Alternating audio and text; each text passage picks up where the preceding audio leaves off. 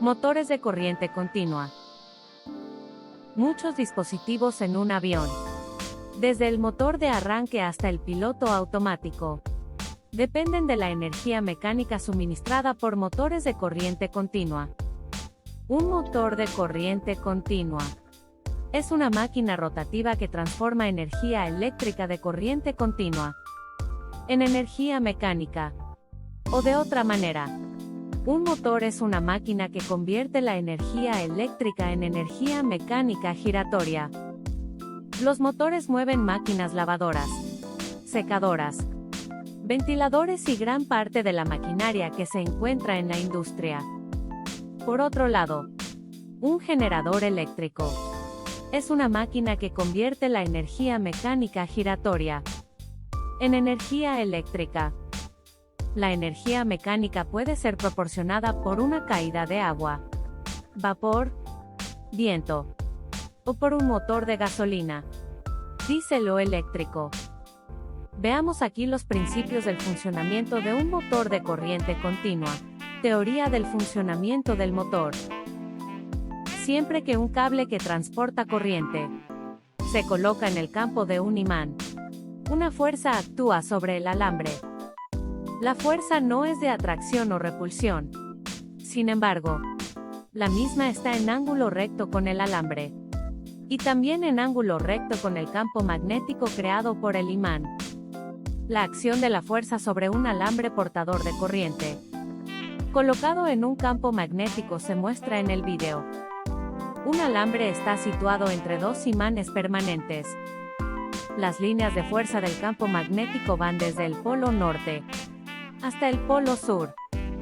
Cuando no fluye corriente como en el diagrama, no se ejerce ninguna fuerza sobre el alambre. Cuando la corriente fluye a través del alambre, un campo magnético se forma alrededor del mismo, como se muestra en el diagrama B. La dirección del campo depende de la dirección del flujo de corriente.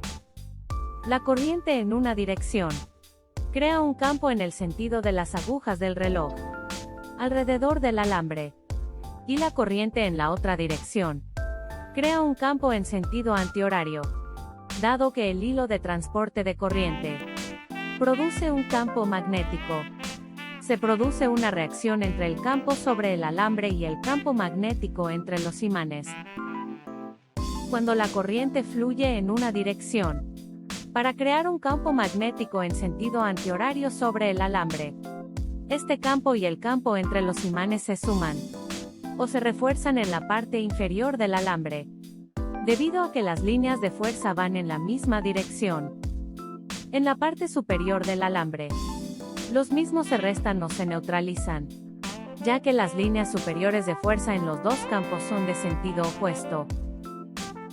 Así, el campo resultante en la parte inferior es fuerte, y el de la parte superior es débil. Por consiguiente, el cable es empujado hacia arriba como se muestra en el diagrama C de la figura. El alambre siempre es empujado lejos del lado donde el campo es más fuerte. Entonces es muy importante comprender el concepto de que, si el flujo de corriente a través del alambre se invirtiera en dirección, los dos campos se añadirían en la parte superior y se restarían en la parte inferior. Debido a esto, un alambre es siempre empujado lejos del campo fuerte, y el cable sería empujado hacia abajo. Fuerza entre conductores paralelos. ¿Qué pasa cuando tenemos dos conductores paralelos? Dos cables que llevan corriente en las proximidades de uno al otro ejercen una fuerza entre sí debido a sus campos magnéticos. Una vista del extremo de los dos conductores se muestra en la figura. Los electrones fluyen en ambos conductores hacia el observador de este video, y los campos magnéticos son en el sentido de las agujas del reloj, alrededor de los conductores. Entre los cables, los campos se anulan entre sí, porque las direcciones de los dos campos se oponen entre sí. Los alambres son empujados en la dirección del campo débil, uno hacia el otro. Esta fuerza es del tipo de atracción. Mientras que en B, la circulación de electrones en los dos conductores se da en direcciones opuestas. Los campos magnéticos son Por lo tanto, en sentido horario uno y el otro en sentido antihorario como se muestra. Los campos se refuerzan entre sí entre los cables, y los cables conductores son empujados en la dirección del campo más débil, alejándose del otro. Esta es una fuerza de repulsión. Para resumir, los conductores que llevan corriente en la misma dirección tienden a atraerse entre sí. Los conductores que llevan corriente en direcciones opuestas tienden a repelerse entre sí. Desarrollo del torque. En este caso, el torque mide la fuerza máxima que puede aplicar y transmitir el motor para hacer mover una carga. Si una bobina por la que una corriente está fluyendo se coloca en un campo magnético, se produce una fuerza que hará que la bobina gire. En la bobina que se muestra en la figura del video, la corriente fluye hacia el interior en el lado A y hacia afuera en el lado B. El campo magnético sobre B es horario, y que está sobre A es de sentido antihorario. Como se explicó anteriormente, se desarrolla una fuerza que empuja al lado B hacia abajo. Al mismo tiempo, el campo de los imanes y el campo sobre A en el que la corriente está circulando hacia el interior empujará al lado A hacia arriba. La bobina girará así hasta que su plano sea perpendicular a las líneas magnéticas entre los polos norte y sur del imán, representado en la figura por la bobina de blanco en ángulo recto a la bobina de negro. La tendencia de una fuerza a producir la rotación se denomina par o torque. El par se desarrolla por los campos magnéticos que reaccionan sobre la bobina de transporte de corriente que se acaba de describir. Este es el par de torsión que hace girar la bobina.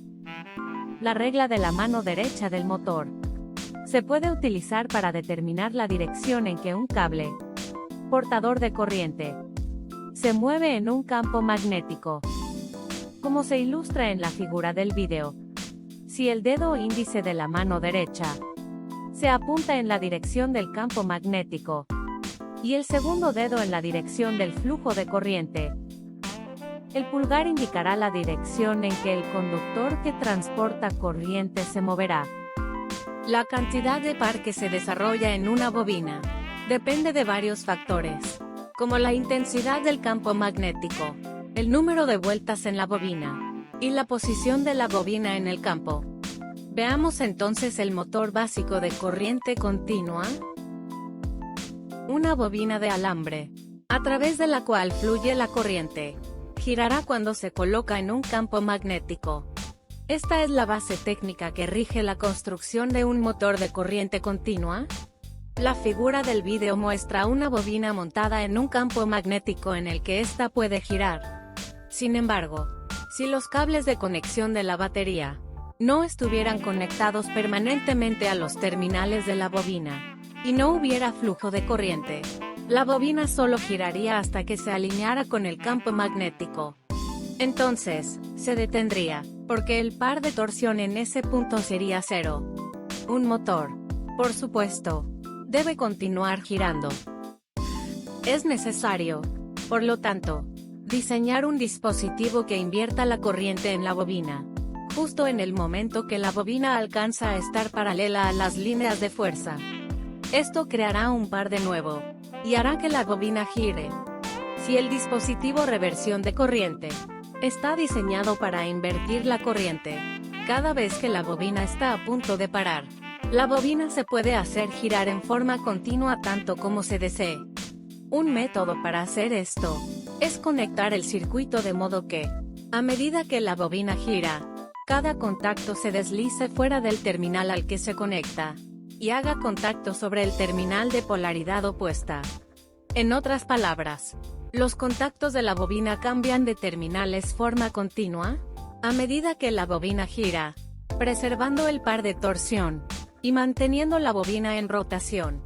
En la figura del video, los segmentos terminales de bobina están etiquetados A y B.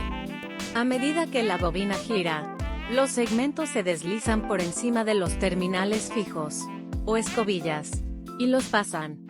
Con esta disposición, la dirección de la corriente en el lado de la bobina próximo al polo buscando al norte fluye hacia el observador, y la fuerza que actúa sobre ese lado de la bobina la gira hacia abajo. La parte del motor que conmuta la corriente de un alambre a otro se llama el colector. El par de torsión en un motor que contiene solo una bobina única no es ni continuo ni muy efectivo, ya que hay dos posiciones en las que en realidad no existe torsión en absoluto. Para superar esto, un práctico motor de corriente continua contiene un gran número de bobinas enrolladas en la armadura o inducido. Estas bobinas están espaciadas de modo que, para cualquier posición de la armadura, habrá bobinas cerca de los polos del imán. Esto hace que el par de torsión sea a la vez continuo y fuerte. El colector, del mismo modo, contiene un gran número de segmentos en lugar de solo dos. El inducido en un motor eléctrico práctico no se coloca entre los polos de un imán permanente, sino entre los de un electroimán, ya que así un campo magnético mucho más fuerte puede ser suministrado. El núcleo se hace generalmente de acero suave o recocido, que puede ser magnetizado fuertemente por inducción. La corriente de magnetización del electroimán es de la misma fuente que suministra la corriente a la armadura. Construcción de motores de corriente continua. Las partes principales de los motores y los generadores de corriente directa o continua son esencialmente las mismas. Las partes principales de un motor práctico son el conjunto de armadura, o también llamado inducido, el conjunto de campo, el conjunto de escobillas, y los extremos de carcasa. La armadura. El conjunto de armadura o inducido contiene un núcleo laminado de hierro dulce, bobinas, y un conmutador o colector, todo montado en un eje de acero giratorio. Las laminaciones están hechas de hierro dulce apilado, aislados uno de otro, formando el núcleo de la armadura. El hierro sólido no se utiliza, ya que un núcleo sólido de iones que gira en un campo magnético se calentaría y utilizaría energía innecesariamente. Las bobinas de la armadura están hechas de alambre de cobre aislado, que se insertan en ranuras aisladas con papel de fibra o papel de pescado, para proteger los devanados. Los extremos de los arrollamientos están conectados a los segmentos del colector. Cuñas o bandas de acero sostienen las bobinas en su lugar para evitar que se deslicen de las ranuras cuando el inducido está girando a altas velocidades. El conmutador se compone de un gran número de segmentos de cobre, aislados entre sí, y del eje del inducido, por piezas de mica. Anillos aislados de cuña mantienen los segmentos en su lugar. En un motor, la armadura recibe corriente de una fuente eléctrica externa, lo cual hace que la armadura gire. A diferencia de un generador, donde la armadura gira por una fuerza mecánica externa. El voltaje que se genera en la armadura, en un generador, se conecta a un circuito externo. En síntesis, la armadura del motor recibe corriente de un circuito externo, o sea la fuente de alimentación eléctrica, y la armadura del generador suministra corriente a un circuito externo, la carga. Como la armadura gira, se le llama también rotor. Otra parte del motor dijimos, es el devanado de campo. Este electroimán produce el flujo que corta la armadura. En un motor, la corriente para el campo es proporcionada por la misma fuente que alimenta a la armadura. En un generador, la corriente que produce el campo puede provenir de una fuente externa, llamada excitatriz o de la salida de su propia armadura. El conjunto de campo consiste en el marco del campo, las piezas polares y las bobinas de campo. El marco de campo está situado a lo largo de la pared interior de la carcasa del motor. Contiene piezas laminadas polares de acero blando, en la que las bobinas de campo se bobinan. Una bobina consta de varias vueltas de alambre aislado. Se ajusta sobre cada pieza polar, y junto con la pieza polar, constituye un polo de campo. Algunos motores tienen tan solo 2 polos, otros tantos hasta 8. Escobillas. El conjunto de escobillas Consta de las escobillas y sus soportes.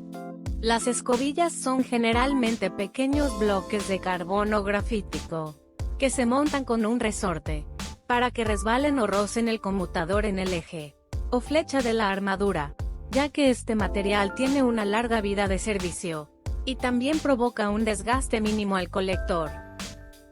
Los soportes permiten un cierto juego en las escobillas, para que puedan seguir las irregularidades en la superficie del colector, y hacer buen contacto. De esta manera, las escobillas proporcionan la conexión entre las bobinas de la armadura y la fuente externa. Los resortes mantienen las escobillas firmemente contra el colector. Un colector y dos tipos de escobillas se muestran en la figura del video. Extremo de bastidor. El extremo de bastidor es la parte del motor opuesta al conmutador. Normalmente, el extremo de bastidor está diseñado de manera que pueda ser conectado a la unidad a ser impulsada. El cojinete para el extremo de accionamiento también se encuentra en el extremo de bastidor. A veces, el extremo de bastidor se hace formar parte de la unidad accionada por el motor. Cuando se hace esto, el cojinete en el lado de accionamiento puede estar situado en cualquiera de una serie de lugares. Conmutador. El conmutador consiste de segmentos de cobre, de los cuales hay un par por cada bobina de la armadura.